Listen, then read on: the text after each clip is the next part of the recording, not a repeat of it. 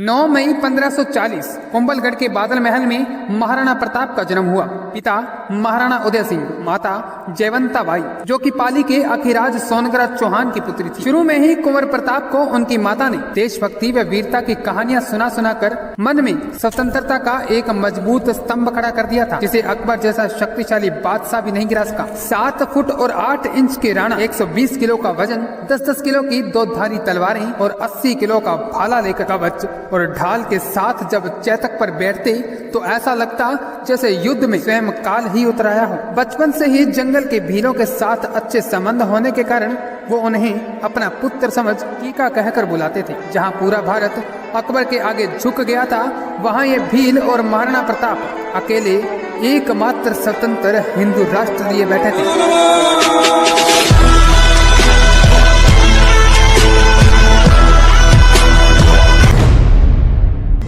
दोस्तों, मेरी वीडियो पर बहुत से कमेंट ऐसे आते हैं कि महाराणा प्रताप हल्दी घाटी का युद्ध छोड़कर क्यों भागे? अगर वो इतने ही वीर थे तो वीर गति को प्राप्त क्यों नहीं हुए? वो रणछोड़ था, वो भगोड़ा था, वो डरपोक था। ऐसी अभद्र टिप्पणी करने वालों को मैं बता दूं कि महाराणा प्रताप कभी युद्ध छोड़कर नहीं जाना चाहते थे, जबकि उन्हें जबरदस्ती भेजा गया था ताकि जब तक राजा जिंदा होगा तब तक मेवाड़ आजाद रहेगा। और यही हुआ। जो मेवाड़ हल्दी घाटी के युद्ध में महाराणा प्रताप के मारे जाने या पकड़े जाने पर 1576 में ही मुगलों के अधीन हो जाता, उसे महाराणा प्रताप ने मरते दम तक आजाद रखा था। अफसोस तो इस बात का है कि आपको महाराणा प्रताप के इतिहास के बारे में हल्दी घाटी तक ही बताया गया, जबकि राणा से महाराणा बनने का सफर तो इस युद्ध के बाद शुरू होता है। जो जंगलों में रहकर घास की रोटी खाकर भीलों की सेना बना, इतने कठिन समय से फिर से अपनी मजबूत शक्तियों को इकट्ठा कर पूरी ताकत से 1582 व 84 में अकबर की सेना को हरा फिर से पूरे मेवाड़ पर अपना राज्य स्थापित कर लिया।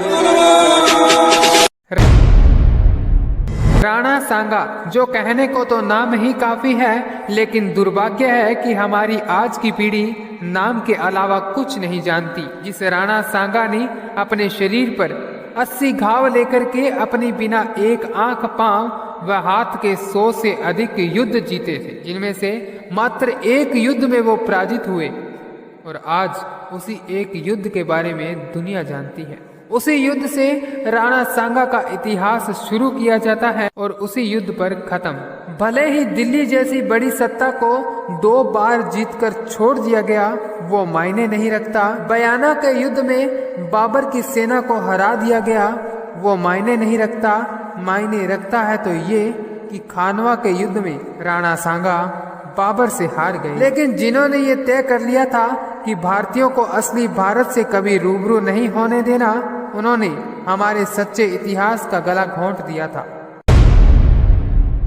चेतक, जो आकर्षक रूप, अति बलशाली, परिपूर्ण बुद्धिमान और वफादार घोड़ों में से एक था, जिसकी रफ्तार हवा को चीरकर एक कर देती, जो युद्ध में सेना से लड़ा, हाथियों से झगड़ा और अपने स्वामी के लिए घायल अवस्था में 28 फुट का नाला पार कर शहीद हो गया। उस चेतक को दुनिया के सभी ताकतवर घोड़ों में से सबसे आगे रखा गया है, जिसे महाराणा प्रताप के जीवन का एक अभिन्न अंग माना जाता था। भले ही रण में राणा को टक्कर देने वाला कोई नहीं था, फिर भी चेतक न जाने कब हवा से बातें करता, पलक झपकते ही गायब हो जाता और जब तक राणा की पुतली फ्री नहीं तब तक वापस मुड़ जाता था। जी हाँ, और ऐसे वफादार साथी के लिए एक लाइक और चैनल सब्सक्राइब करना तो बनता है।